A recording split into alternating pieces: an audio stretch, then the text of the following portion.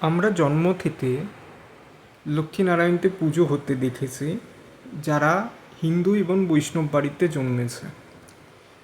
আচ্ছা, একটা অনেক মাথাযুক্ত সাপের শয্যায় একজন সুন্দর নীলবর্ণের পুরুষ শুয়ে আছে। একজন সুন্দর রমণী তার পদসেবা করছে এবং চার মুখ বিশিষ্ট একজন মানুষ তার নাভি থেকে উৎপন্ন পদ্মে বসে আছে। আচ্ছা, ভগবানের এই রূপটা তো আমরা সবাই দেখেছি এবং সকলেই পুজো এবং আরাধনা করেছে, কিন্তু আপনাদের কোনোদিনও মনে হয়েছে যে ভগবান যে এই রূপটা ধারণ করেছে, এই রূপের মাধ্যমে তিনি আমাদেরকে কী বলতে চেয়েছেন? আজকে আমি সেই বিষয়টা নিয়েই কথা বলবো। প্রথমে আসছি আমি সাপের কথায়। বহু মাথাযুক্ত সাপ, যাতে শেষনাগ বলা হচ্ছে, আবার তাতে অনেকে অনন্ত বলেও ডাকে। তিনি নাগরাজ বাসুকীর ভাই, সেই বাসুকী যিনি মহাদেবের গলায় রয়েছে। এবার শেষনাগের তো এতগুলো মাথা কি রিপ্রেজেন্ট করছে, মানে আমাদের কি বোঝাতে চাইছে? বোঝাতে চাইছে যে আমাদের মনের মধ্যে প্রচুর ইচ্ছা রয়েছে। সাপকে সাধারণত হিন্দু ধর্মে ইচ্ছার সাথে তুলনা করা হয়। এবার ভগবান এতটাই বুদ্ধিমান যে তিনি তার ইচ্ছাগুলোর সাথে লড়ছেন না, তিনি তার ইচ্ছাগুলোতে নিজের বিশ্রাম করার আসন বানিয়ে তারপরে শুয়ে পড়েছেন। অর্থাৎ ভগবান এটা বার্তা দিতে চেয়েছেন যে নিজের ইচ্ছাগুলোর সাথে বা নিজের মনে আসা ভাবনা চিন্তাগুলোর সাথে লড়াই করে শুধু শুধু তাদেরকে প্রাধান্য দেওয়ার কোনো মানে হয় না। তার চাইতে বরং তারা যেরকম আছে থাকুক, আমরা আমাদের কাজটা ঠিকমতো করতে থাকি। প্রথমত এটা। আচ্ছা, বাসুকীনাথ যে জলটার উপরে ভাসছে সেটাতে বলা হচ্ছে ক্ষীরসাগর। 8 ধরনের সাগর আছে, আপনারা শুনেছেন, যেটা সাগরটা ক্ষীর দিয়ে তৈরি। আচ্ছা, এই সাগর জিনিসটা কি? সাগরটা হচ্ছে আমাদের ভেতরে থাকা চেতনা, যে চেতনাটাতে আমরা অনেক সময় বুঝতে পারি, অনেক সময় বুঝতে পারি না। ধরুন, কোনো একটা ভালো স্মৃতি বা খারাপ স্মৃতি আপনি 10-15 বছর হলো ভুলে দিয়েছেন।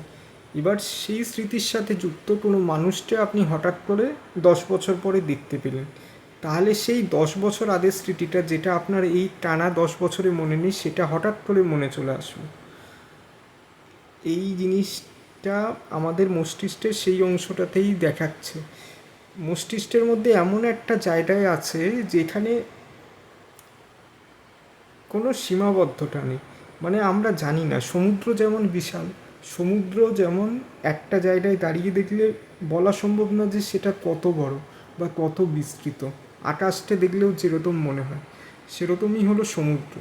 আর সমুদ্রে তরঙ্গ ওঠে, সেই তরঙ্গের মধ্যেও একজন মানুষ একটা সাপের শয্যায় কি শান্তিতে বিশ্রাম করছে। অর্থাৎ ভগবান বিষ্ণুর তার সাথে কোনো সম্পর্কই নেই। একজন শান্ত স্থিতধী মানুষের সেরকমই হওয়া উচিত। সমুদ্রের তরঙ্গগুলো আমাদের জীবনের প্রতিটা মুহূর্ত, তার মধ্যে যেমন ভালো মুহূর্ত আছে তেমনি খারাপও মুহূর্ত আছে, এবং ভগবান প্রত্যেকটা মুহূর্ততে ব্যালেন্স করে চলেছেন। ভগবান বহুবার প্রচুর ঋষির কাছ থেকে অভিশাপ পেয়েছেন, তাও তিনি বিব্রত হননি। এমনকি তিনি ভগবান যখন অবতার হিসেবে জন্ম নিচ্ছেন, তিনি প্রত্যেকটা অবতারে দুঃখ কষ্ট পেয়েছেন, তা সত্ত্বেও তিনি হাসি মুখে সবগুলো সহ্য করে দিয়েছেন।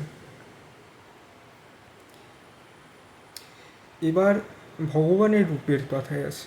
ভগবান হচ্ছে সাক্ষাৎ আমাদের মনের সেই চিন্তা শক্তিটা, যেটা আমাদের চালনা করায় বা যেটা আমাদেরকে বুদ্ধি দিয়ে যে আমাদের কোন কাজটা করতে হবে।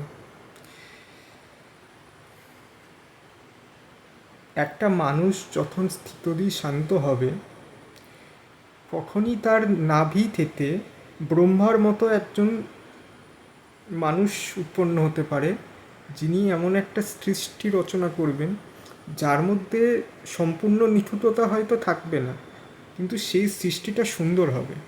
আপনি যখন শান্ত আর স্থিতধী থাকেন এবং কোনো কাজ করেন, সেই কাজটার যেটা ফলটা উঠে আসে, সেটা জন্যই মানুষ আপনাকে মনে রাখে। এবার একটা মানুষ যখন শান্ত স্থিতধী হবে সমগ্র রকম পরিস্থিতিতে, তো ধন সম্পদ তো স্বাভাবিকভাবে তার পেছনেই আসবে। আর মা লক্ষ্মী সেটারই প্রতীক।